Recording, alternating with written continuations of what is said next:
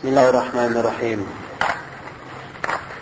إن الحمد لله نحمده ونستعينه ونستغفره ونعوذ بالله من شرور أنفسنا وسيئات أعمالنا من يهده الله فلا مضل له ومن يضلل فلا هادي له وأشهد أن لا إله إلا الله وحده لا شريك له وأشهد أن محمدا عبده ورسوله يا أيها الذين آمنوا اتقوا الله حق تقاته ولا تموتن إلا وأنتم مسلمون أما بعد فإن أصدق الحديث كتاب الله وخير الهدي هدي محمد صلى الله عليه وسلم وشر الأمور محدثاتها وكل محدثة بدعة وكل بدعة ضلالة وكل ضلالة في النار.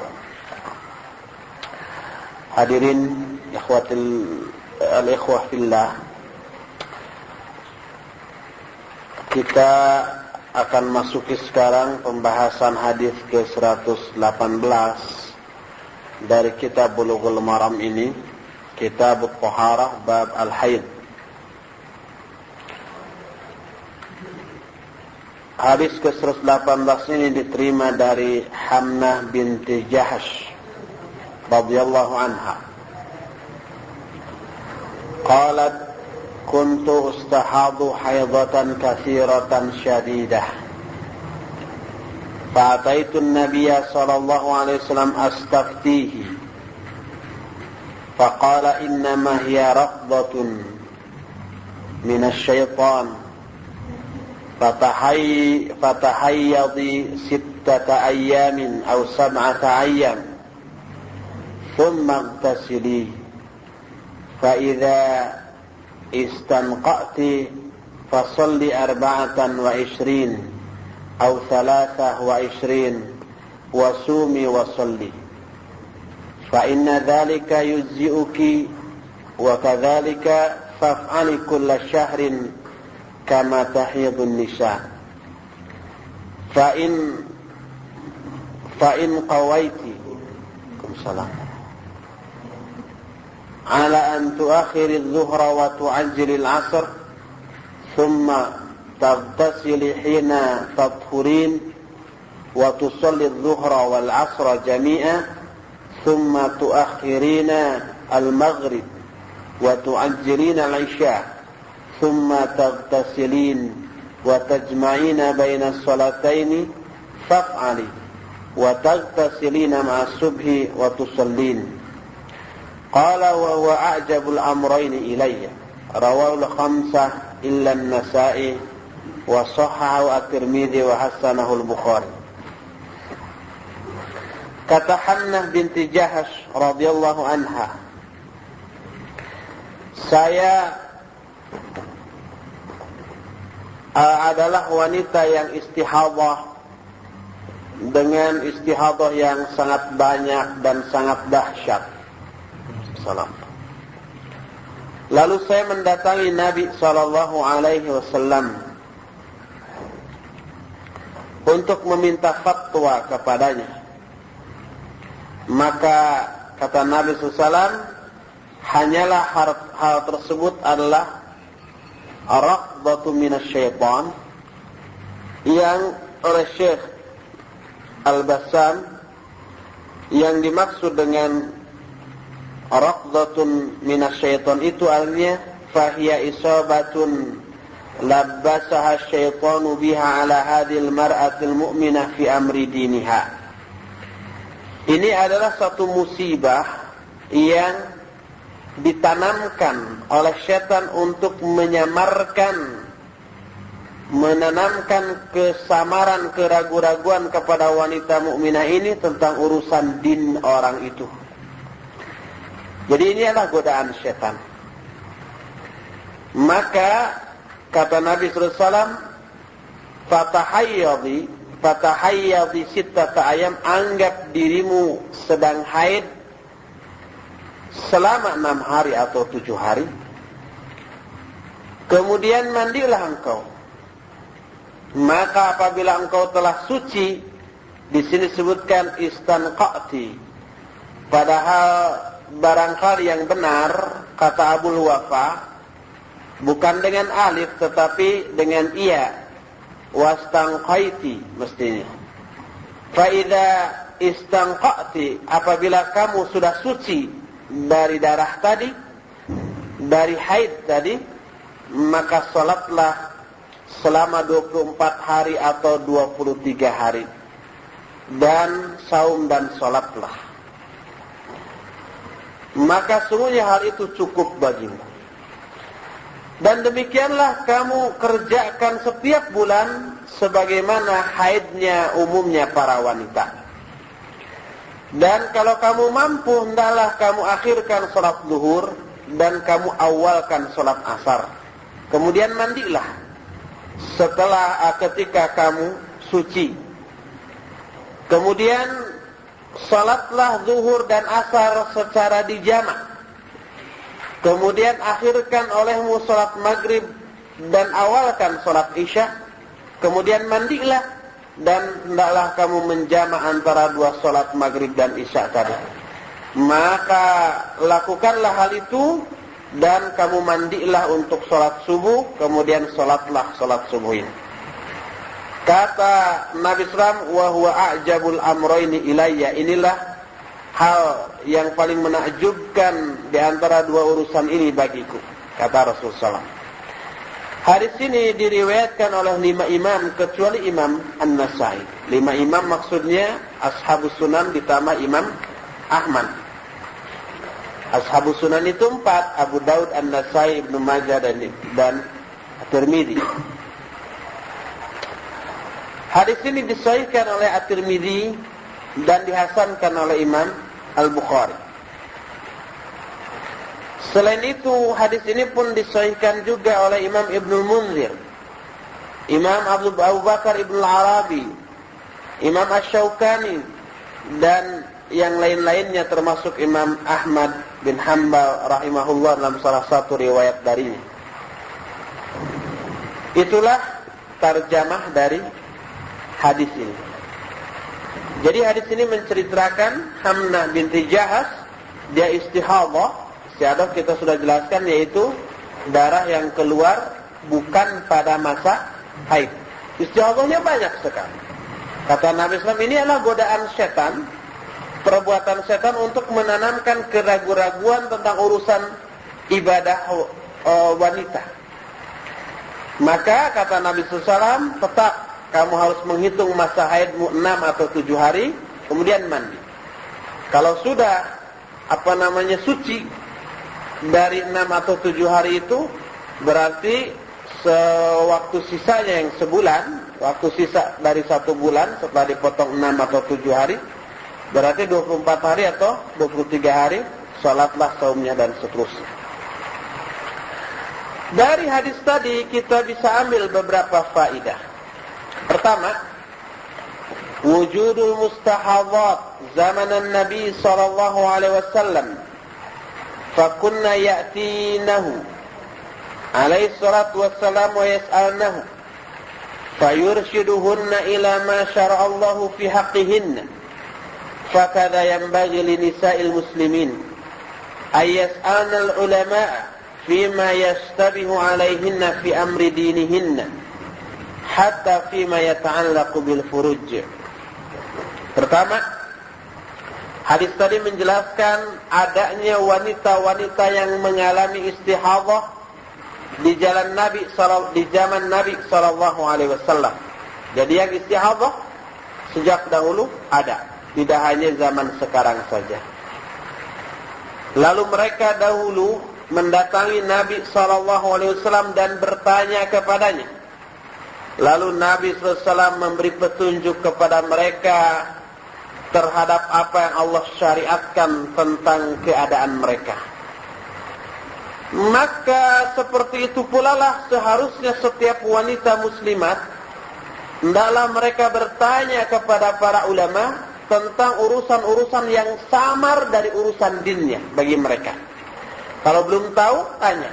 Hatta walaupun dalam masalah-masalah yang berkaitan dengan faraj. Salah satu masalah yang berkaitan dengan faraj adalah masalah haid dan istihadhah, juga nifas, hubungan suami istri, dan banyak lagi yang lainnya. Tanya. Dan nanyanya kepada orang yang tahu dari segi hukum, juga tahu dari segi hibrah. Dari segi apa? Pengalaman. Jangan nanya masalah ini kebujangan seperti itu. Kedua, al-istihadhatu laysat haidan tabi'iyan, wa innama huwa maradun yusibul mar'ata min asy-syaitani alladhi yajri min ibni adam majrad dam wa yuridu an yulabbisa 'alaihi ibadatihi bi kulli ma aqdarahu Allah min wasailil adha wal mudirrah. Istihadhah adalah bukan haid biasa.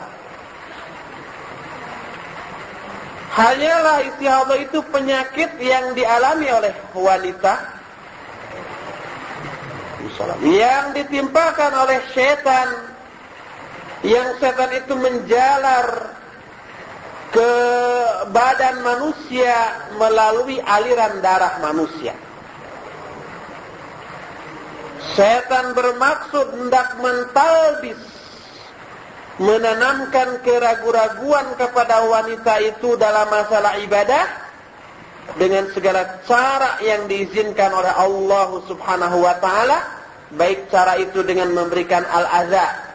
Al-adza itu semacam penyakit, atau al-mudirrah, hal-hal yang membahayakan atau memadaratkan kepada manusia.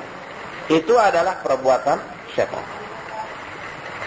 Wa hadhihi ar-raqdah asy-syaitaniyah sammaha an-nabi sallallahu alaihi wasallam fil hadits al-akhar irqan.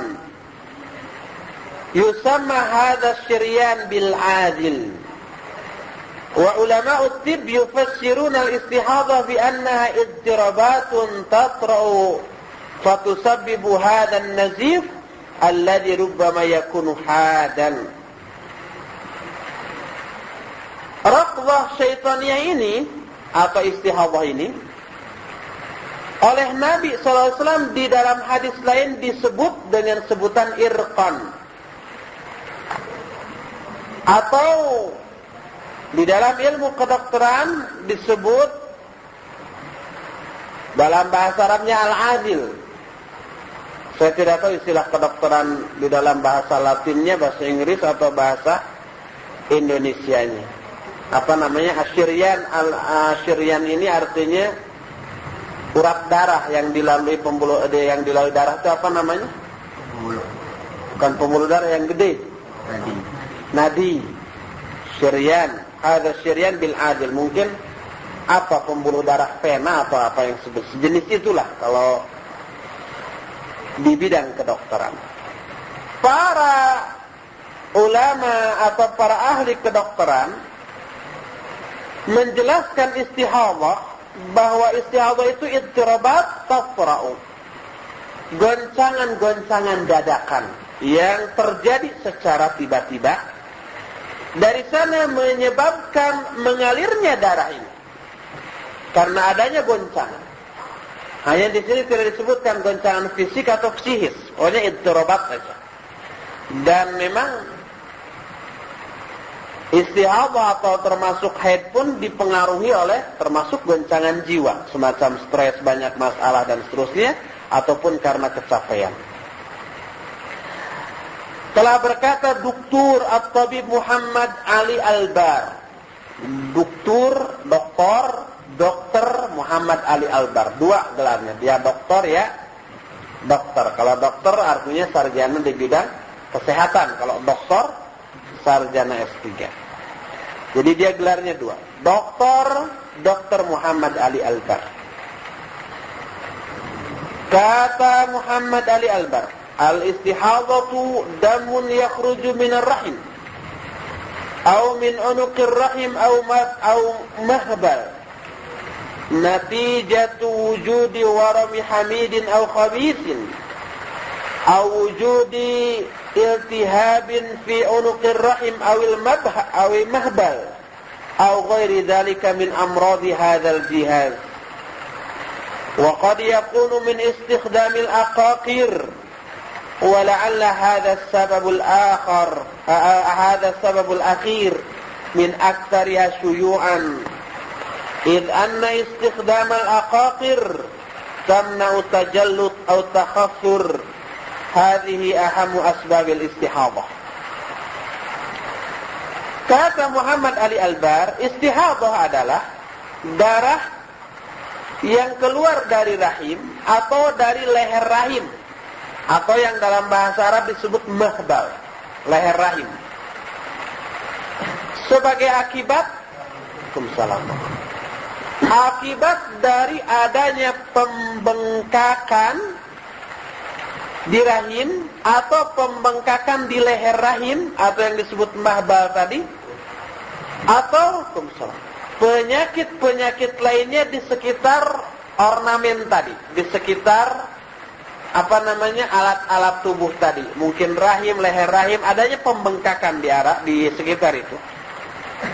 Dan kadang-kadang ini diakibatkan karena penggunaan aqaqir. Aqaqir itu obat-obat ramuan.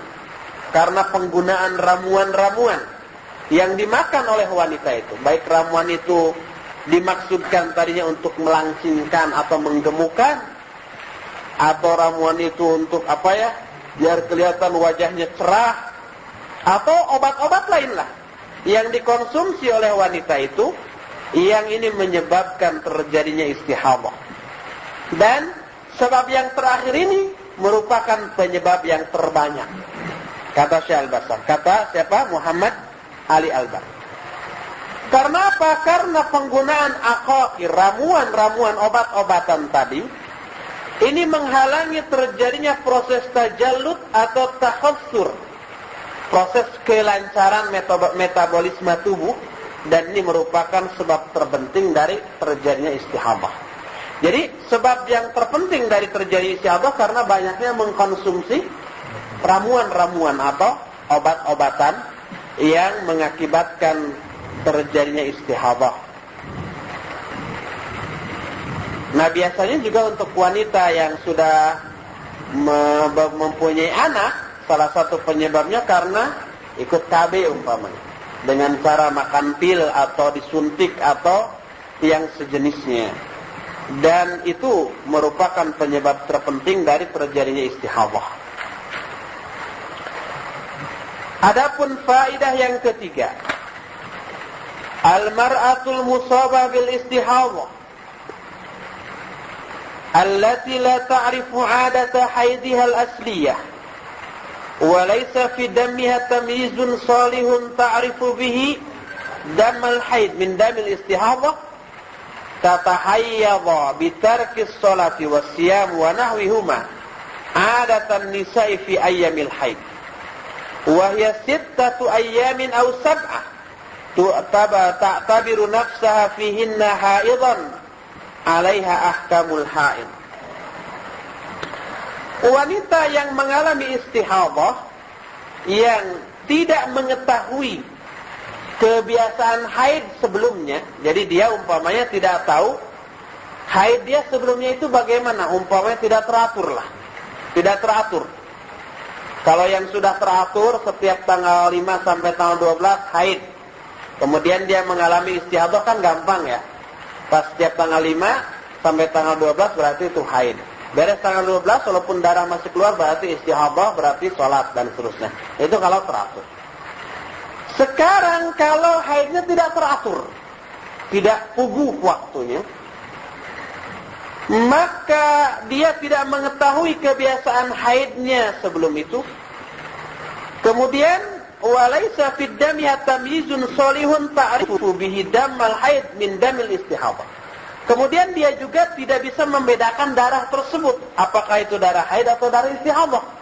Kita sudah tahu darah haid itu merah ke hitam-hitaman, keruh. Baunya juga khas. Tapi kalau istihadah darahnya itu merah segar. Merahnya merah seger gitu. Pece kata orang Sunda. Ternyata keluar darah, ragu dia, tidak tahu apakah ini merahnya agak hitam atau merahnya merah seger. Tidak bisa membedakan di tengah-tengah itu. Jadi dia tidak bisa membedakan apa itu darah haid atau darah istihadah. Maka kata Syekh Al-Basam, tatahayyadha bitarkis shalah wasyam wa nahwihi ma'adatan nisa fi ayyamil haid. Maka dia harus menganggap dirinya sedang haid dengan meninggalkan sholat, saum dan ibadah-ibadah lainnya seperti pada umumnya haid yang dialami oleh para wanita pada umumnya, yaitu 6 hari atau 7 hari. Dia harus menganggap dirinya selama 5 atau 6 hari itu sebagai masa-masa haid dan baginya berlaku hukum-hukum haid. Karena tadi dalam hadis disebutkan wa kadzalika faf'ali kulla syahrin kama tahidun nisa. Dan demikianlah laksanakan olehmu setiap bulan sebagaimana dialami oleh umumnya wanita yang haid.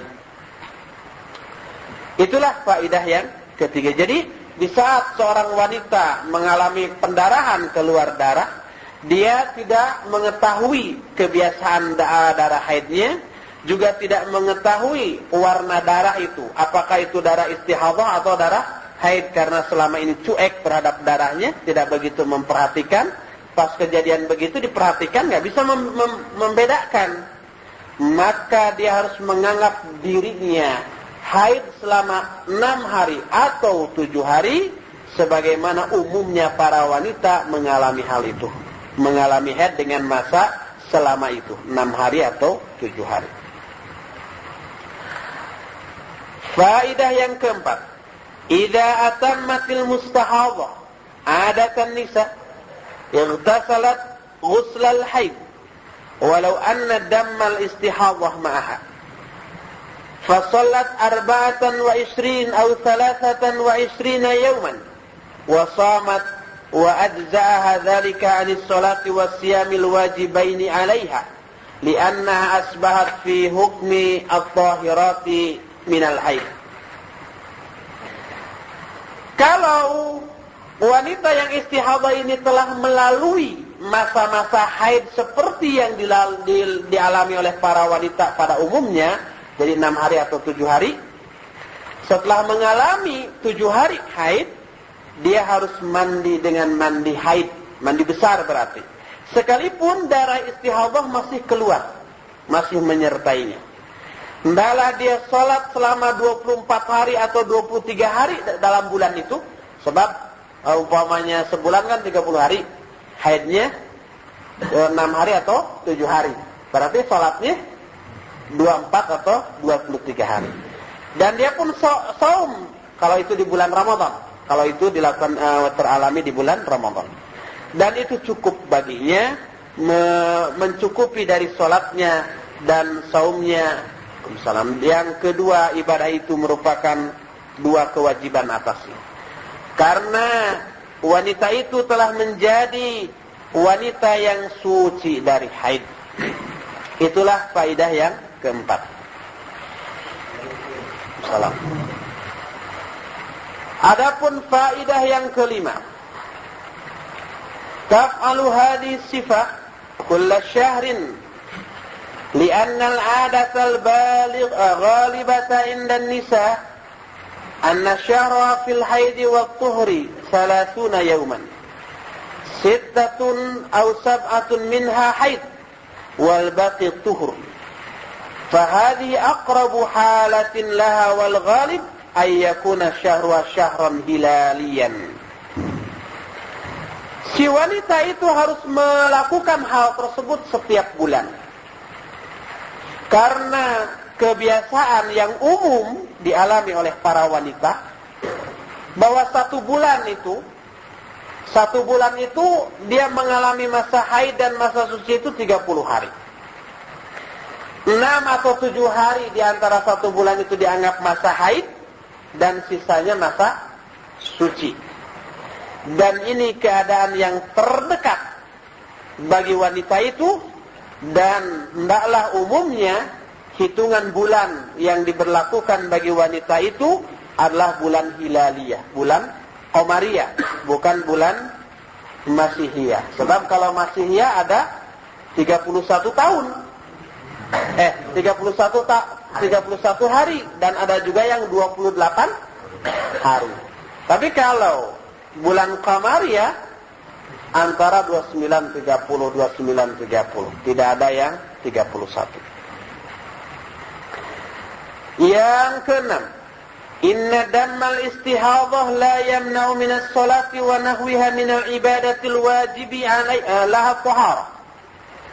Bahwa darah istihadhah tidak menghalangi dari salat atau dari ibadah-ibadah lainnya yang disyaratkan suci. Apa ibadah lain selain salat yang wajib suci? Tawaf. Hanya itu. Tidak ada lagi yang lain dari ibadah yang disyaratkan harus suci. Saum tidak harus suci. Boleh bernajis kita, saum sah. Atau kitanya ada hadas besar, junub karena mimpi di siang hari, tidak batal. Atau umpamanya hubungan suami istri sebelum azan subuh, begitu azan subuh belum mandi, belum apa, jadi dia masuk waktu saum dalam keadaan junub, sah tetap saum. Jadi saum itu tidak diharuskan suci dari hadas kecil besar atau dari najis. Kita berendam di najis di WC pun saum kita tidak batal. Lalu kenapa kalau begitu orang yang haid tetap tidak boleh saum? Bukan karena najisnya, tapi ketentuan dari sonohnya. Alaysa, disebutkan kata Rasulullah SAW, alaysa idha hadatil mar'ah lam tusalli wa lam tasum. Kan gitu. Ketika ditanya, kan aku melihat kebanyakan penghuni neraka itu para wanita. Ditanya, kenapa? Bikufrihinna, karena kekufuran mereka. Apa kufur kepada Allah dan Rasulnya? Bukan. Yakfurnal ashir, kufur kepada suaminya. Kemudian kata Rasulullah, aku tidak melihat ada makhluk yang kurang akalnya dan kurang dinnya selain kamu, selain wanita. Ditanya, kenapa? Alaysa syahadatul mar'ah nisfu syahadatir rasul. Kata Rasulullah, bukankah persaksian wanita itu setengah dari persaksian laki-laki? Ini menunjukkan wahada min alamati nuksani akliha. Ini termasuk tanda-tanda kurang akal. Kemudian adapun kurang dinnya disebutkan alaysa idza hadatil mar'atu lam tusalli wa lam tasum. Bukankah wanita kalau dia haid tidak boleh sholat dan tidak boleh saum? Dijawab bala. Nah, ini termasuk tanda-tanda kurang dinnya, kurang agamanya. Oleh karena itulah maka wanita ketika masa haidnya tidak boleh sholat dan ibadah-ibadah lainnya yang disyaratkan suci. Dan salah satu yang disyaratkan suci itu adalah tawaf. Salat dan tawaf, sudah tidak ada lagi yang lain. Jadi saum tidak boleh wanita yang haid itu saum bukan karena dia najis. Sebab saum tidak disyaratkan harus suci. Tapi karena nasnya menyatakan demikian. Tidak boleh berdasarkan nas-nas hadis yang sahih. Sehingga para ulama ijma dalam masalah ini. Tidak ada kecuali kalangan Haruriyin. Kalangan Haruriyin itu kalangan Khawarij, yang dahulu Khawarij ini kumpul di satu tempat namanya Harura, sehingga orang-orang Khawarij disebut Haruriyin. Ketika ada seorang wanita datang kepada Aisyah radhiyallahu anha, dia saum, tapi pas diajak sholat saya sedang haid. Kata Aisyah radhiyallahu antil Harura, apakah engkau seorang Haruri? Jadi orang yang berpendapat wanita haid boleh saum sudah ada sejak zaman sahabat, tapi itu diingkari dengan pedas oleh Aisyah radhiyallahu anha. Dan sampai sekarang banyak yang berpendapat seperti itu. Minimal ada lah, tidak banyak juga. Yang ketujuh, inna dammal haid yamna'u minas salati wa nahwiha mimma yushtaratu lahu taharatu minal haid wa inna salata al-matrukata zaman al-haid la tuqda. Sesungguhnya darah haid menghalangi dari salat dan dari ibadah-ibadah lainnya yang disyaratkan suci dari haid. Kalau darah istihadah tidak menghalangi sholat, tetap wajib sholat, saum dan ibadah-ibadah lainnya, karena orang yang wanita yang istihadah itu dianggap suci, tidak dianggap najis, tidak dianggap sedang haid.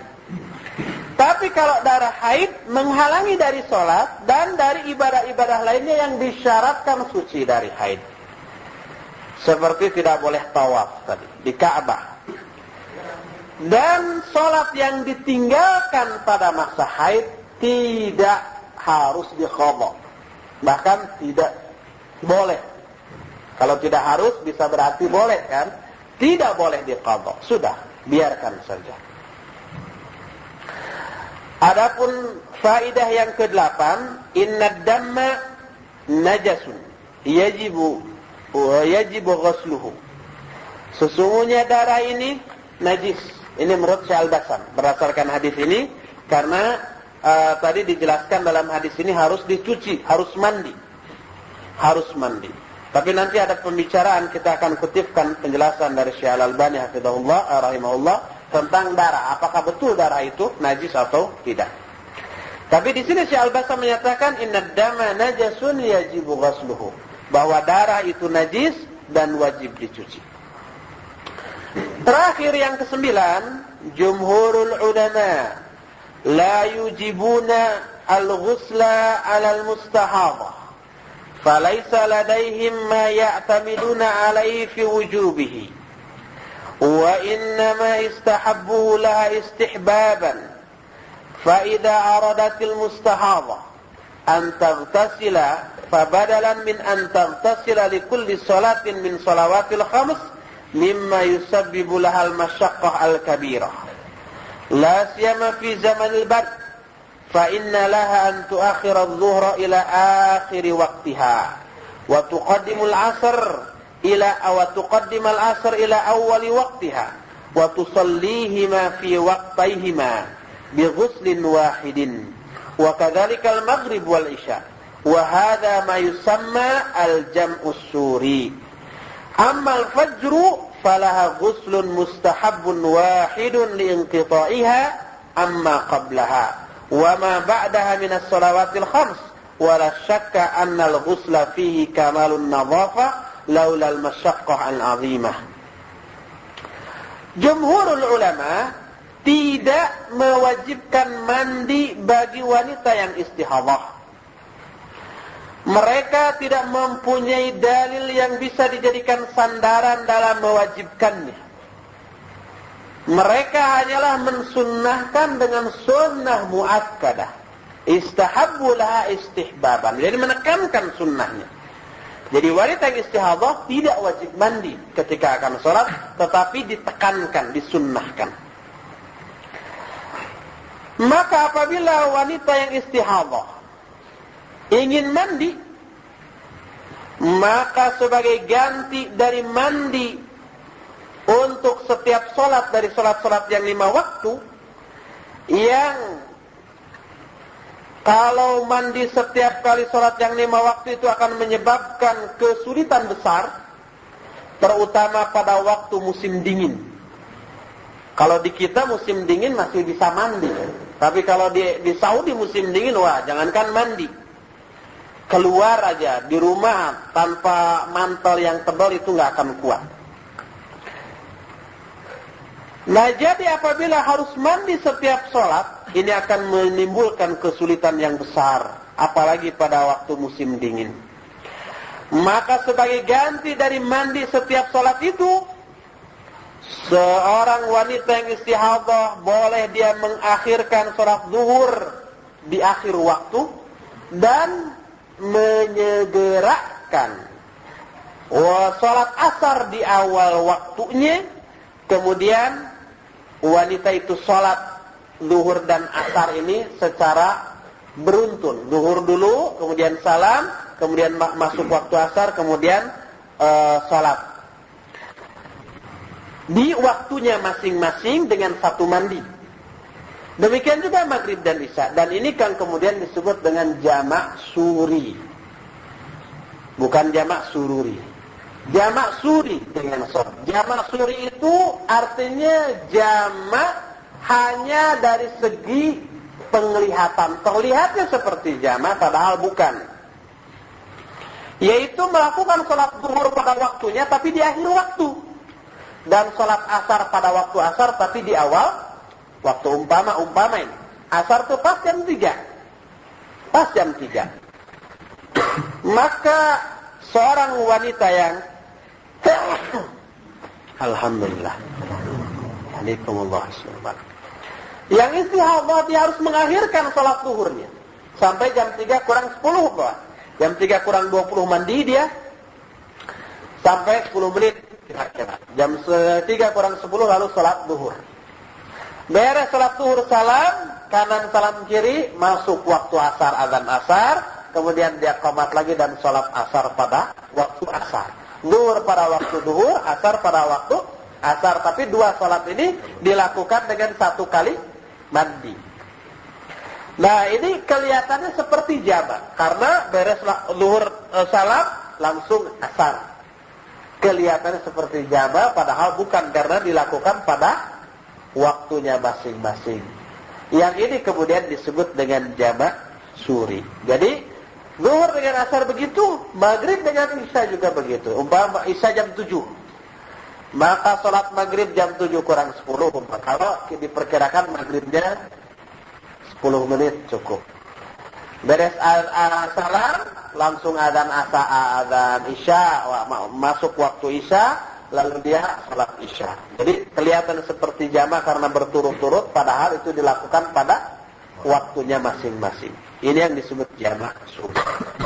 Adapun salat fajar atau salat subuh, maka dia harus mandi sunnah satu kali karena si sholat subuh ini menyendiri, terputus dari sholat sebelumnya dan dari sholat setelahnya, dari sholat-sholat yang 5 waktu. Dan tidaklah diragukan lagi bahwa mandi dalam setiap sholat itu merupakan cara bersuci yang paling sempurna seandainya tidak merasa keberatan, mengalami keberatan yang sangat besar, mengalami kesulitan yang sangat besar. Itu yang harus dilakukan oleh wanita yang sedang istihadah. Jadi mandinya kalau begitu dalam sehari semalam berapa kali? 3 kali. 1 kali untuk zuhur dan asar di jamak suri tadi. Yang kedua untuk maghrib dan isya juga di jamak suri. Yang ketiga untuk salat subuh. Nah, ini tidak dijamak dengan duha atau tahajud, enggak. Itu sudah saja untuk salat subuh saja. Selesailah pembahasan hadis yang ke-118. Kita terus masuk ke hadis 119. Wa an Aisyah radhiyallahu anha anna Umma Habibah bint Jahsh syakat ila Rasulillah sallallahu alaihi wasallam ad-damma. Faqala umkuthi qadra ma kanat tahbisuki haidatuki thumma igtasili. Fakanat taghtasilu likulli salatin. Rawahu Muslim. Wa fi riwayatin lil Bukhari wa tawadda'i likulli salat wa hiya li Abi Dawud wa ghairihi min wajhin akhar. Kata Aisyah radhiyallahu anha, ada sesungguhnya Ummu Habibah putri Jahash mengeluh kepada Rasul SAW tentang darahnya, darah yang keluar, mungkin darah istihadah. Lalu kata Nabi SAW, tahanlah dirimu selama kamu tertahan oleh kamu tertahan dari salat selama masa haidmu. Kemudian setelah itu mandilah kamu. Maka Ummu Habibah ini mandi setiap kali akan sholat. Hadis ini diriwayatkan oleh Imam Muslim. Dan di dalam riwayat Bukhari, Nabi SAW bersabda kepada Ummu Habibah, berwudulah kamu setiap kali akan sholat. Hadis dengan lafaz seperti ini pun diriwayatkan oleh Imam Abu Daud dan yang lainnya dari sanad yang lain. Dari hadis ini, Syekh Al-Bassam mengambil setidak-tidaknya 9 faedah.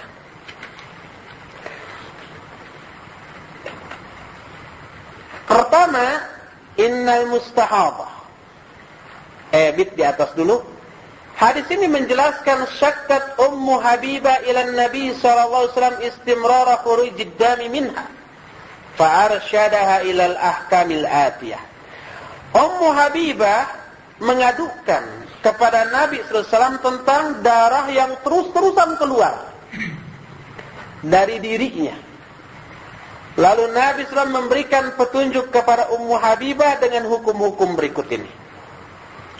Pertama, innal mustahadah ta'tabiru nafsaha haidan qadra al-ayyam allati kana ya'tiha fiha al-haid qabla an yusibaha ma asabaha min al-istihadah.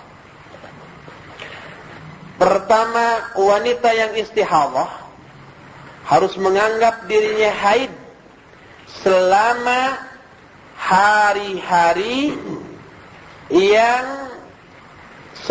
hari-hari masa-masa haid dia, sebelum dia tertimpa istihadah itu. Jadi kalau sebelum dia mengalami istihadah haid dia cuma 6 hari, maka dia harus menganggap dirinya itu haid selama 6 hari saja. Setelah beres 6 hari, dia harus bersuci, kemudian sholat walaupun darah masih keluar, karena itu darah istihadah. Kalau selama ini 7 hari, ya berarti 7 hari dia menganggap haidnya. Kedua, idza maddat qadru ayyami 'adatiha al-asliyah fa innaha ta'tabiru tahiratan min al-haid walau anna ad-damma al-istihadah ma'aha fataghtasilu min al-haid faqad asbaha tahiratan min al-haid. Kalau sudah berlalu masa-masa haid pada asalnya sebelum dia istihadah, umpamanya masa haid biasanya 7 hari tadi, lalu sudah berlalu 7 hari, dia harus menganggap dirinya suci dari haid sekalipun darah istihadah masih menyertainya, masih keluar dari dirinya.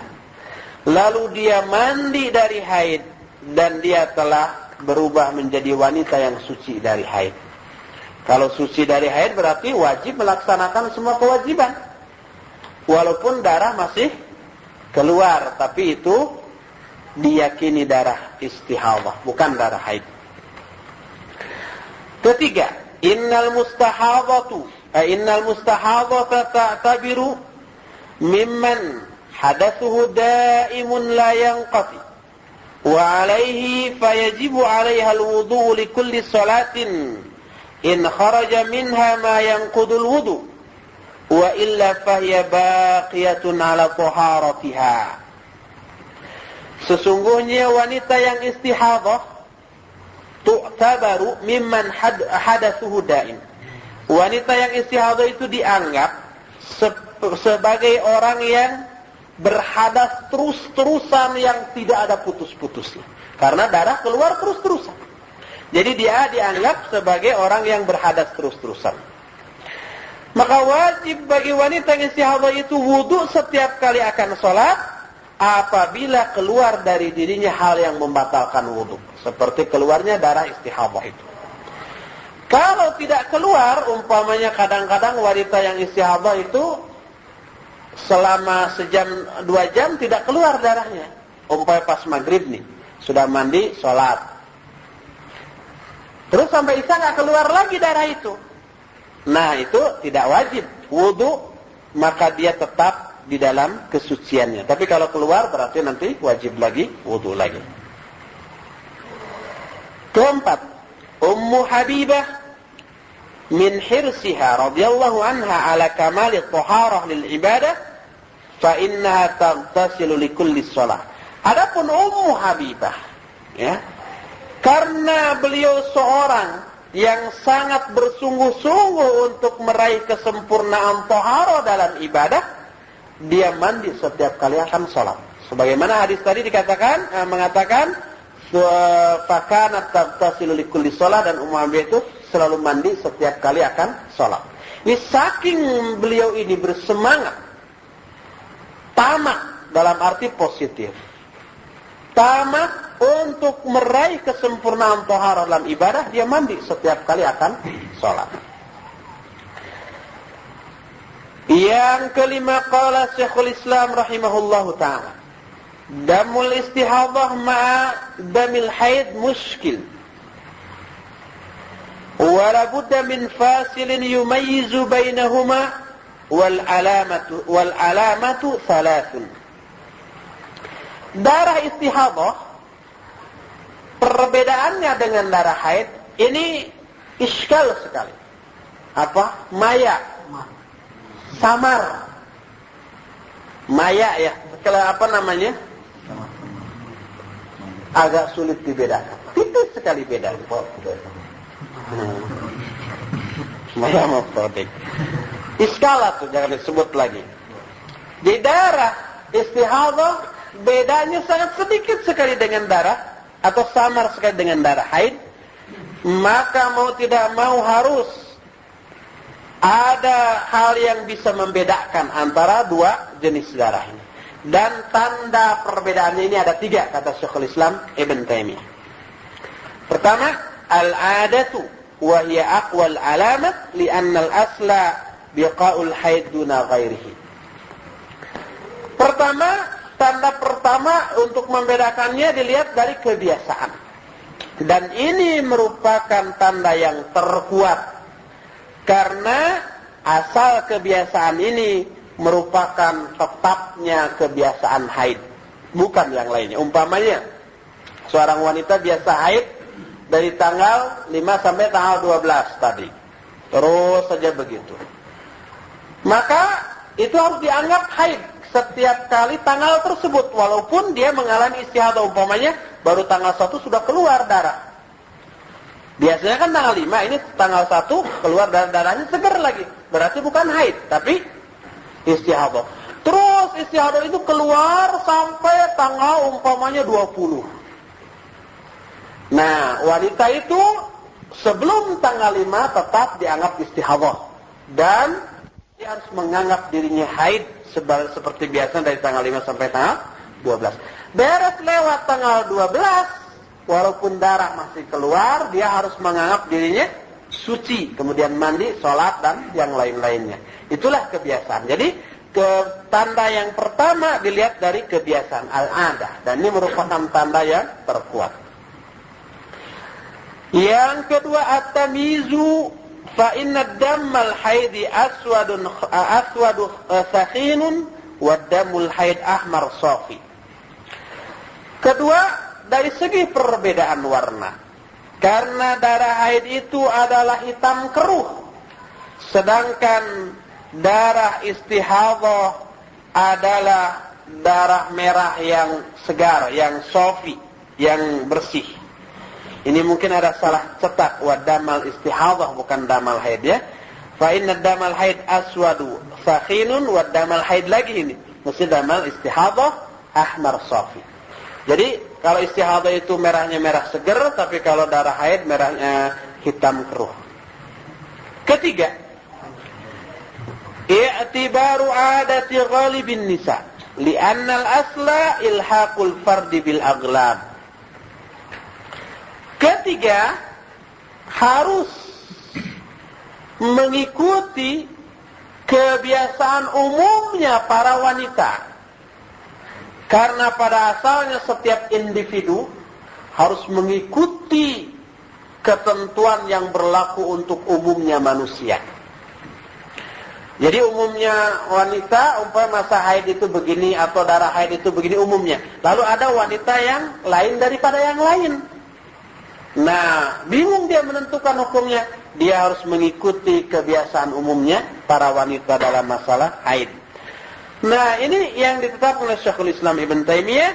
Lalu kata Syekh Al-Bassam, kata Syekhul Islam Ibn Taimiyah, fahadhil alamatu salatu tadullu 'alaiha sunnatu wal i'tibar wa hiya madhhabul Imam Ahmad fa inna ahkamal haid taduru 'ala salasati ahadits. Inilah 3 tanda yang didalili oleh as-sunnah dan oleh i'tibar. Dan ini merupakan madhab Imam Ahmad. Karena hukum haid ini tidak terlepas dari 3 hadis. Berkisar pada 3 hadis. Pertama, yang menyatakan kebiasaan haid itu didalili oleh hadis Ummu Habibah binti Jahas yang sudah kita bahas pada waktu yang lalu. Yang kedua tadi tamyiz, membedakan. Ini dilalui oleh hadis Fatimah binti Abi Hubeish. Ini juga sudah kita bahas. Dan yang ketiga dilihat dari kebiasaan wa umumnya para wanita, didalili oleh hadis Hamnah binti Jahas yang baru saja pada hadis yang ke-118 kita sudah bahas. 3 hadis ini berbicara tentang haid, dan haid berkisar pada 3 ini. Yang keenam, faidah yang keenam, idza zadat adatuha au taqaddamat au ta'akharat fal masyhur min madhhabil imam Ahmad anna ma taqarrara thalathan fa huwa haid wa yasiru adatan laha wa lahum tafasil fi salatiha wa sawmiha qabla tikrar. Wa riwayatul ukhra 'an al-imam annaha tasiru ilaihi min ghairi tiqrar wa ikhtarahu al-muwafiq wa jam' wa huwa ikhtiyaru Syekhul Islam. Sekarang apabila kebiasaannya itu lebih baik, umpamanya biasanya itu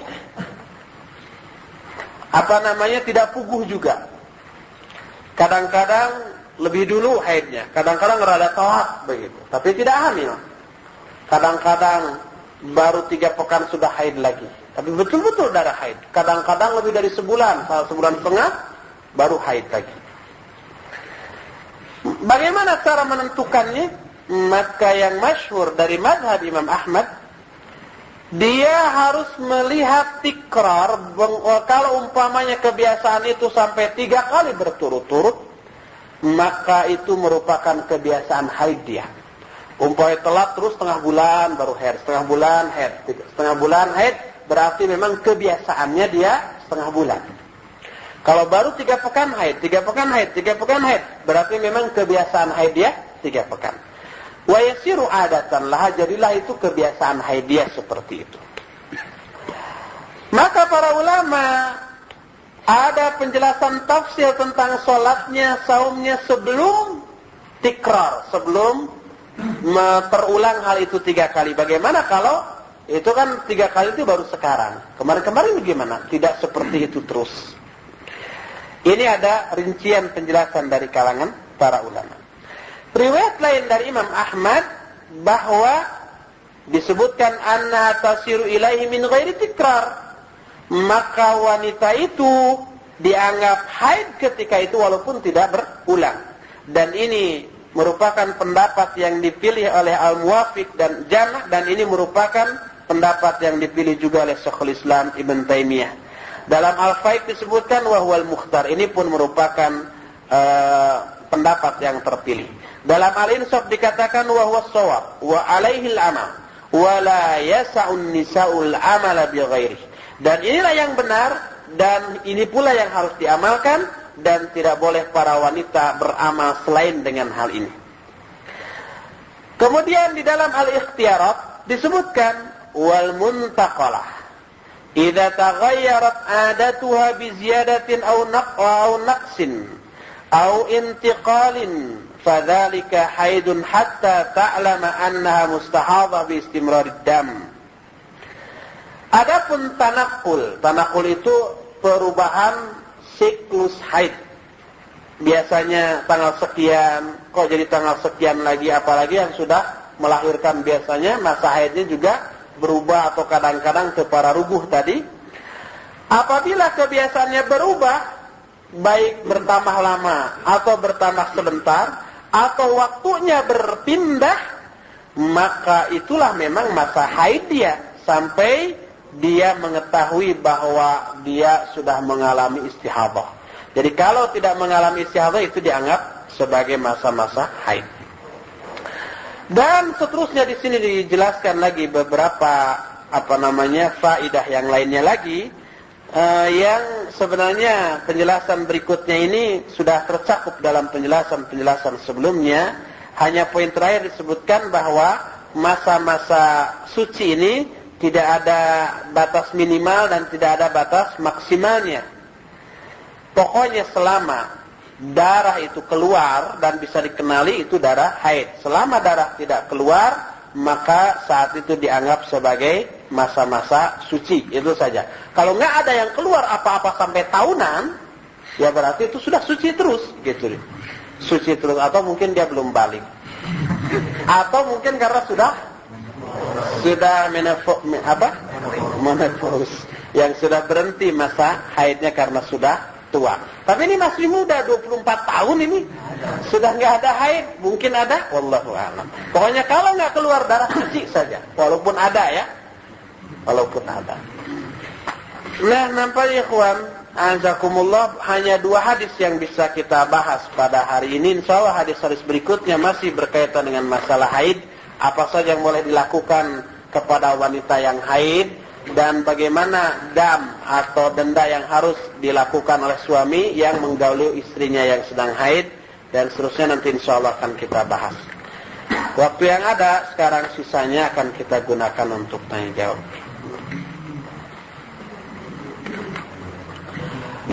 Ada pertanyaan, di asrama saya banyak barang-barang santri yang tertinggal berupa baju, celana, kain dan sebagainya.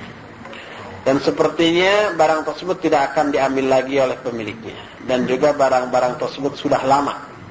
Bagaimana hukumnya kalau barang-barang tersebut saya pakai atau saya manfaatkan, daripada barang tersebut nantinya akan mubazir kalau dibiarkan? Dan bagaimana pula kalau barang tersebut dikasihkan kepada orang lain? Tolong jelaskan. Kalau kita tahu pemilik barang itu, ya kita berikan. Beritahu, mungkin dia lupa, atau mungkin memang bermaksud membiarkan seperti itu atau gimana. Tapi kalau umpamanya kita tahu orangnya, kita beritahukan, itu barang antum mau dipakai atau mau dikasihkan atau dihibahkan gitu, atau mau dibuang.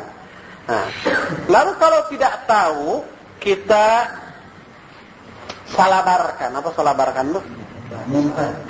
Diumumkan, disebarkan. Ini milik siapa?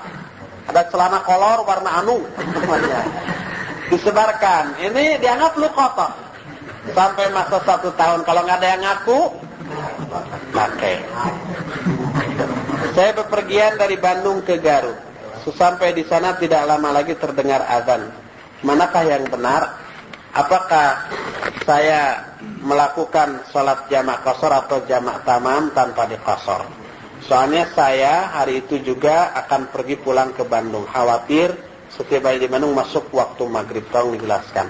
Di Bandung Garut sudah masuk safar, sudah masuk sejarak safar, dan dibolehkan dia menjamak qashar bagi musafir. Bahkan Syekh Al-Albani menyatakan bahwa qashar itu bukan rukhsah tapi azimah, satu keharusan. Yang menyatakan bahwa qashar jaha itu adalah tidak afdal, lebih afdal tam, itu Imam Syafi'i, lebih afdal tam. Tapi yang lain-lainnya menyatakan lebih afdal qashar. Bahkan Imam Abu Hanifah menyatakan azimah, harus qashar. Walhasil lebih baik kita qashar. Apakah yang dimaksud dengan golongan atau kaum sururi? Bagaimana mengenai ajaran-ajarannya dan bagaimana golongan Ahlussunnah wal Jamaah menyikapi kelompok tersebut? Sururi itu dinisbatkan kepada orang yang bernama Muhammad Surur Zainul Abidin, kana ikhwaniyan. Dia tadi seorang ikhwani, pengikut ikhwan muslimin. Kemudian karena kecewa dan seterusnya dia keluar, kemudian belajar akidahnya salaf, tapi manhaj dakwahnya masih ikhwani. Dia mengkafirkan hukumah-hukumah muluk-muluk Arab, bahkan disebutkan bahwa muluk Arab itu abidnya dari abid. Majikan utamanya adalah Yahudi, Israel atau Amerika dan seterusnya. Kemudian para ulama dicela dan seterusnya. Manhajnya manhaj harakiyin. Dan ini bahaya besar sehingga ditahdir oleh para ulama. Nah, orang-orang yang manhajnya seperti itu kemudian disebut sebagai orang-orang sururi. Dan sikap Ahlussunnah wal Jamaah jelas, kita harus barok dari semacam dan ditahdir. Orang diperingatkan jangan sampai terpengaruh oleh orang-orang seperti itu. Allahu a'lam. Apa hukum meminta sumbangan pendirian pondok pesantren, masjid di jalanan atau di kendaraan atau ke rumah-rumah? Dan apa yang harus dilakukan oleh kita yang melihat keadaan tersebut? Boleh saja minta sumbangan itu, dan kalau kita punya boleh kita kasih. Apa yang harus dilakukan kalau kita melihat, tergantung keadaan. Kalau banyak uang dan kita yakini panitia pembangunan Ahlus Sunnah bukan masjid Ahlul Bidah, kita kasih. Harus. bukan harus, tidak dalam arti wajib. Kalau itu sunnah sedekah. Tapi kalau itu yakin, lihat umpamanya yang nagihannya sambil membacakan salawat badriyah umpamanya ya. Kemudian menyetel kaset masjid dakwah, itu sudah, nanti masjidnya aja tidak akan jauh dari kegiatan seperti itu. Dan kita yakin itu kemungkinan nggak boleh kita membantu. Karena membantu kemungkaran namanya. Nggak boleh sama sekali. Gitu. Terus kayak gimana kalau kita nggak tahu? Nggak tahu. Di jalan-jalan ini harus sunnah atau tidak? Biasanya dilihat dari tanah orangnya yang minta sumbangan, kemudian apa nyetel kaset apa ketika itu ya. Kita lihat pada umumnya. Kemudian ada plang biasanya masjid apa gitu. Kalau masjid Ahlus Sunnah ada kelihatan dari segala seginya bisa dilihat. Bagaimana tata cara peminangan? Bolehkah ikhwan yang meminang tidak dampingi keluarganya? Ikhwan sendiri sekalipun boleh meminang, melamar. Tidak harus ada orang tua. Tapi kalau akhwat harus ada wali. Cara meminang gampang. Ya, datang ke orang tuanya, lalu bilang saya bermaksud menikahi putri bapak. Itu saja sudah. Itu dengan isyarat apapun yang intinya seperti itu meminang. Dengan bahasa sindiran umpamanya. Kata orang Sunda badai milelehengkeun. Atau dengan cara apa saja yang maknanya ingin menikahi itu meminang. Gitu. Mandi dalam istihadah itu mandinya mandi haid, mandi istihadah. Ya sebenarnya mandi haid, mandi junub, mandi biasa itu sama tata caranya. Yang sunnah itu begitu. Wudu dulu kemudian seperti yang pernah kita jelaskan.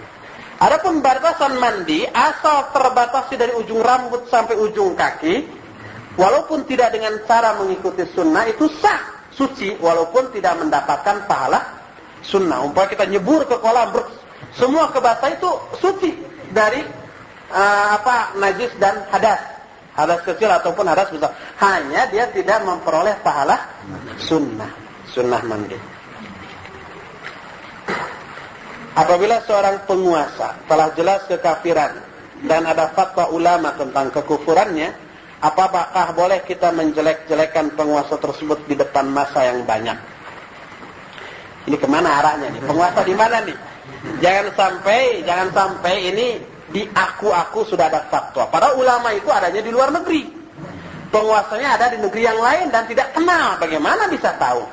Bagaimana apa sudah iqamatul hujjah belum? Sudah dinasihati seperti umpamanya Muammar Gaddafi. Terus Baghdad itu siapa? Saddam Hussein. Itu sebelum dikafirkan oleh para masyayikh di Timur Tengah oleh Syekh bin Baz, oleh Syekh Al-Albani, selama 2 tahun dikirim orang untuk meneliti seperti partai Ba'ath itu 100% kufur. Komunis itu. Dan ketuanya siapa? Saddam Hussein. Tapi sebelum itu diteliti, benar enggak? Oh benar. Kemudian dinasihati. Nggak mau, tetap ngeyel begitu. Baru ada fatwa kufur. Gitu. Demikian juga Gaddafi. Diselidiki dulu. Oh benar ini kufurnya. Kemudian dinasihati. Tetap. Ya sudah kufur. 2 tahun ini. Nah kalau sudah demikian, ya berarti tidak boleh lagi kita taat kepada penguasa seperti itu. Nah apakah penguasa yang ditanyakan di sini sudah dibegitukan belum? Sudah dinasihati walaupun omongannya sudah nyata-nyata kufur. Kemudian perilakunya sudah nyata-nyata kufur. Tapi belum tentu dia menjadi kafir keluar dari Islam sebelum iqamatul hujjah. Sebab tidak semua orang yang mengatakan kekufuran otomatis kafir, tidak. Lihat apakah dia sadar enggak? Seperti orang yang innallaha afrahu bi taubati abdi, kan gitu. Allah itu lebih bergembira dengan taubat seorang hamba dibandingkan orang yang bepergian, kemudian di tengah jalan perbekalannya hilang, dia cari ke sana kemari tidak ada, kemudian dia putus asa, kemudian dia tidur di bawah pohon, begitu bangun sudah ada lagi, kemudian dia senang, saking senangnya dia berdoa, Allahumma anta abdi wa ana rabbuk li syiddatil far, ya Allah engkau hambaku dan aku Tuhanmu. Omongan ini kufur, tapi dia berbicara begitu li syiddatil far, saking gembiranya. Nah ini menunjukkan pernah kita bahas ada 5 dawabit ya, 5 persyaratan untuk mentain, menghukumi seorang kufur atau tidak, walaupun dia sudah nyata-nyata melakukan atau mengucapkan kekufuran, belum tentu dia kafir sebelum adanya iqamatul hujjah.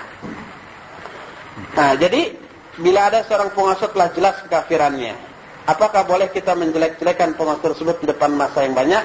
Lihat madar. Kalau madarat tidak boleh. Umpama kita jelek-jelekan, akhirnya kita ditangkap, orang-orang Islamnya diberendel, itu nggak boleh. Nah, lebih baik kita datangi, nasihati, itu amalan kufur, itu ucapan kufur. Cepat tobat, nih dalilnya, nih Qur'annya, nih hadisnya, nih aqwal ulamanya. Seperti itu. Jadi, kalau membakar massa kan bodoh. Dalam arti, awam kebanyakan. Dan hanya mengandalkan emosi. Kalau massa sudah numpuk, dalam psikologi massa kan disebutkan massa itu tidak punya otak, tapi hanya punya emosi. Sedikit diarahkan, ada provokator aja yang melempar. Semua melempar. Kan begitu. Ini bahaya. Dan ini madaratnya jauh lebih besar daripada manfaatnya. Apa saja yang disebut ahlul kitab? Apakah kami sekarang ada? Ada Yahudi Nasrani itu ahlul kitab. Tapi kan Yahudi Nasrani sekarang memusuhi Islam. Ya dulu juga begitu. Yahudi Nasrani juga memusuhi Islam. Tapi kan Yahudi Nasrani sekarang ini benci sekali ke Islam. Emangnya dulu cinta ke Islam? Nggak ada bedanya. Bagaimana kalau misalnya seorang wanita tidak mengalami pendarahan atau tidak pernah haid? Kebalikan dari wanita yang mengalami istihadah tadi. Atau haidnya kadang-kadang tidak. Apa saat tidak haid misalnya 2 bulan, apakah dia tetap tidak melaksanakan sholat selama 7 hari dalam tiap bulan? Tidak. Kalau tidak setetes darah pun yang keluar walaupun 10 tahun, dia tidak haid. Suci saja sudah. Yang hamil 9 bulan tidak. Bagaimana hukum tawasul kepada Rasul SAW? Untuk zaman sekarang haram, tidak boleh. Tapi untuk zaman ketika Nabi SAW masih hidup, boleh. Para sahabat banyak yang bertawasul. Jadi tawasul boleh kepada yang masih hidup. Adapun yang sudah meninggal, itu tidak boleh. Hatta kepada Rasul SAW. Dan salawat badriyah diantaranya mengandung tawasul kepada Rasul SAW dan para mujahidin. Tawassalna bismillah wa bil hadi Rasulillah. Nah itu. Kami bertawasul kepada bismillah, ini boleh. Tawasul kepada Asmaul Husna. Tapi wa bil hadi Rasulullah bertawasul kepada al-hadi, yaitu Rasulullah, ini haram, tidak boleh.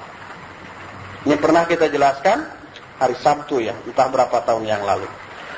Bolehkah makan di rumah orang yang penghasilannya dari bermain dan mengajarkan musik? Wallahu a'lam. Benarkah jihad di Maluku sudah fardu ain bagi seluruh kaum muslimin? Pertama, ini fatwanya fatwa siapa? Yang kedua, anggap saja iya fardu ain. Dan semua kaum muslimin taat di seluruh Indonesia ini. Semua ke sana. Cukup nggak ke Maluku? Di sini kosong, yang tinggal hanya orang kafir, bisa berdiri negara kafir di sini nanti. Jakarta, Bandung, semua Jawa, umat Islamnya kalau fardu ain ke sana semua. Yang tinggal di Jawa siapa? Orang kafir, bisa berdiri negara kafir nanti. Dan di sananya nggak akan muat, tidak masuk akal itu. Itu yang pertama. Yang kedua, Al-Quran menyatakan dalam surah At-Taubah ayat 122, wa makanal mu'minuna ayyanfiru kafatan. Kan begitu. Tidaklah layak bagi orang-orang mukmin untuk pergi semuanya ke medan perang. Tidaklah ada sekelompok dari mereka yang bertafakuh kepada ad-din. Kemudian liyundiru qaumahum idza raja'u, untuk memberi peringatan kepada kaumnya ketika mereka kembali perang, jangan sampai sombong. Ini menunjukkan bahwa jihad itu fardu kifayah. Ini hukum asal jihad fardu kifayah. Baru hukum ini berubah menjadi fardu ain dalam 3 keadaan. Ini dijelaskan oleh Imam Bukhari dalam kitab Tarikh Bukhari. Pertama, apabila kita diserang oleh musuh. Diserang ke tempat kita, ya ini mah wajib ain, nggak perlu menunggu komando amir. Kita diserang, loh, nanti amir belum mengomando, mati duluan kita. Lawan, fardu ain. Kedua, apabila kita sudah ada di tengah-tengah shaf, nah maka tidak boleh lagi kita keluar dari shaf itu.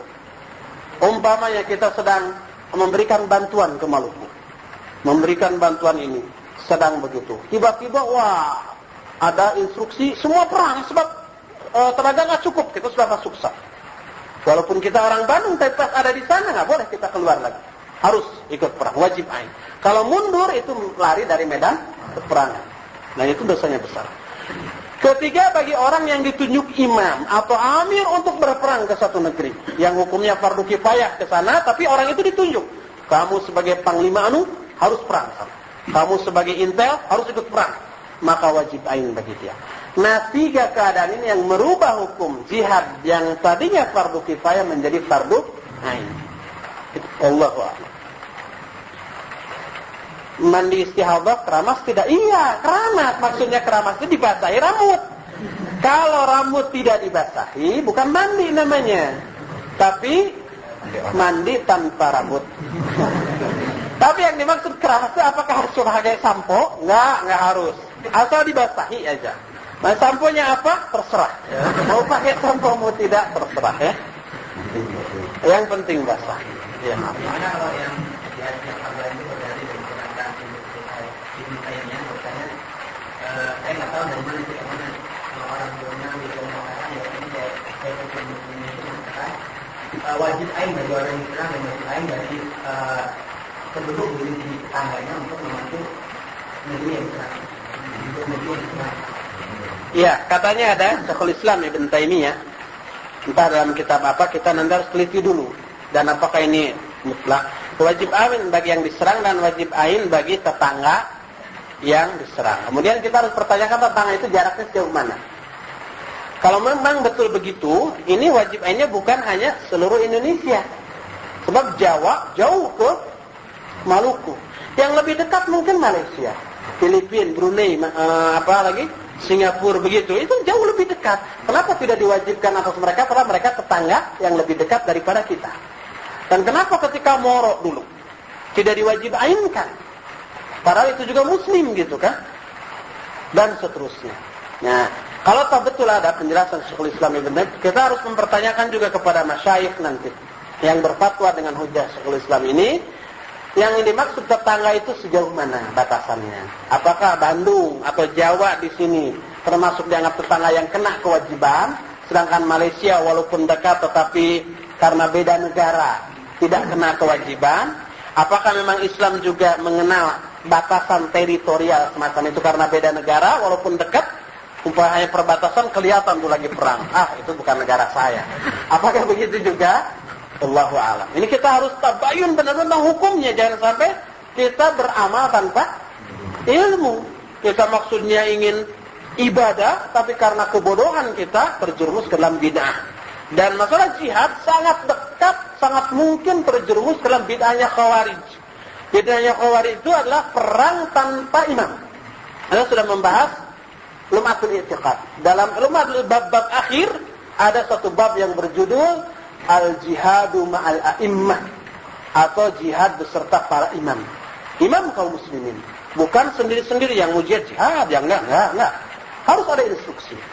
Kalau enggak ada instruksi, imam ini yang bertanggung jawab terhadap masalah itu. Dosa besar dia. Wallahu a'lam. Ya. Kita boleh menikahi wanita ahli kitab Boleh nggak kita menikahi wanita ahli kitab? Al-Quran menyatakan boleh. Kalau hanya sekedar boleh ya, sah. Dan tidak dianggap berzina. Nah, adapun akibat dan afdol tidak afdol. Ahwat masih banyak kok yang soleh. Yang menunggu sampai saat ini dengan harap-harap cemas. Banyak. Kenapa harus memilih ahli kitab itu kalau dari segi afdol tidak? Kedua, akibatnya nanti anak-anak kita kemudian dalam kehidupannya dia ke gereja, kita ke masjid. Tapi kalau dari segi hukum boleh, tidaknya boleh, gitu ya. Boleh sah secara hukum dan tidak dianggap sebagai perzinahan. Apa? Tidak harus disyaratkan. Itu Al-Maidah, surat Al-Maidah ayat 3, makanannya boleh, wanitanya juga halal bagi kalian. Ini kan boleh. Kalau hanya sekedar boleh, gitu ya. Boleh. Menikahi wanita pezina boleh, secara hukum sah. Tapi apa mau kita?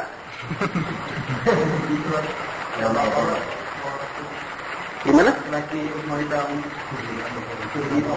An-Nur. Jadi at-tayyibina wa lit-tayyibat gitu. Iya.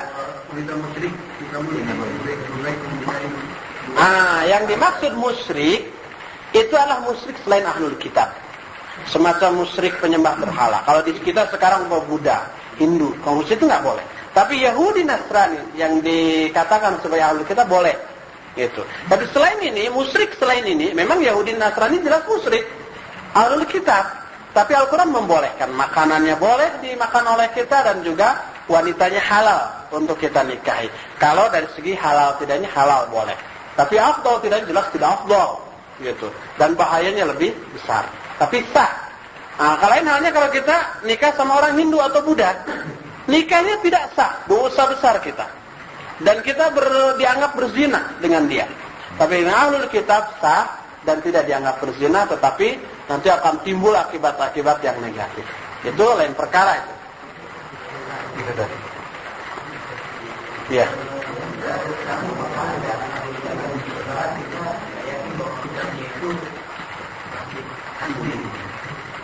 Iya. Tadi sudah ada.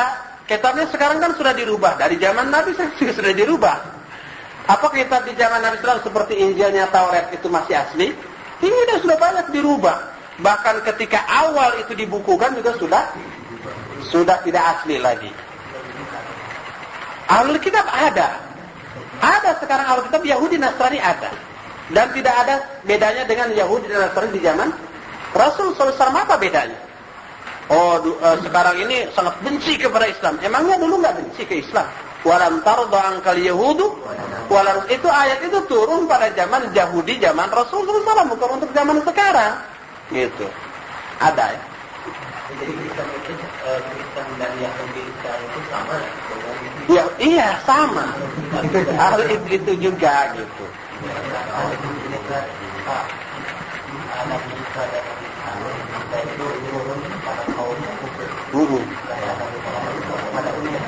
Iya. Apakah kita kaum yang bukan dari Israel tersebut yang agamanya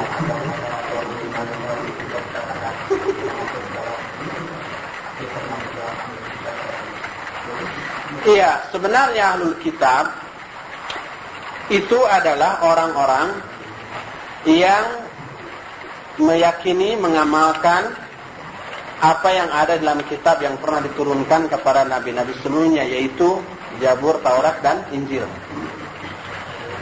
Tidak, walaupun mereka itu, para nabi itu diutus khusus untuk kaumnya. Khusus untuk kaumnya saja, tidak untuk kaumnya.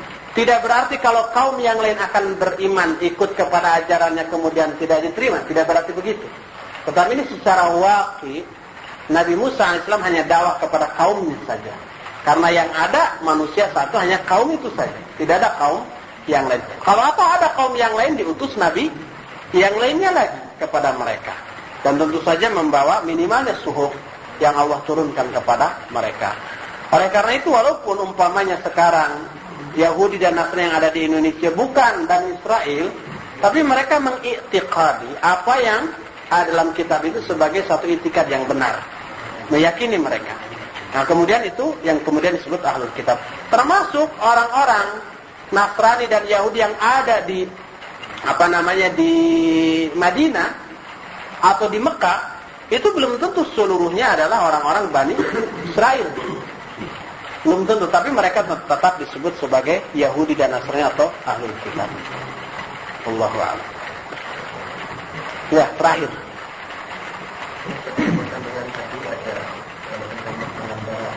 Bagaimana saya tidak tahu dan tidak membedakan antara sahabat maka saya cuma begini sampai beberapa waktu sampai 7 hari dan selanjutnya kalau kemudian kemudian sudah berjalan ada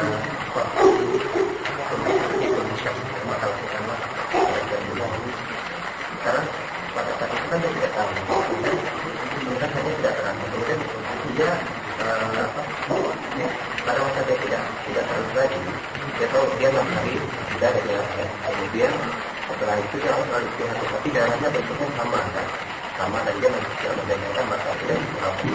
Dan pada bulan selanjutnya dia mengalami yang sama, apakah dia tetap menganggap bahwa dia sedang haid walaupun atau kondisi darahnya itu sama seperti dia menemukan pada bulan yang sebelumnya, dan dia tahu bahwa ternyata sama warna darah. Memahami pertanyaan juga liar. Terlalu panjang pertanyaannya, atau dijawabnya ringkas saja. Jadi intinya sebenarnya tadi disebutkan bahwa masalah haid itu berkisar pada 3 hadis. 3 hadis ini kemudian menetapkan 3 ketentuan tentang alamat haid, tanda-tanda haid dan bedanya dengan istihadah. Pertama, kebiasaan, yang kemudian membedakan dari segi warna. Ketiga, kemudian mengikuti keumuman wanita. Nah, satu hadis itu tadi ya menjelaskan satu tanda. 2 tanda yang lain dijelaskan oleh hadis yang lainnya lagi. Begitu. Ya, itu tadi pertanyaan terakhir. Pribadi aja. Kita sudah sampai di sini. Subhanakallahumma bihamdika asyhadu an la ilaha illa anta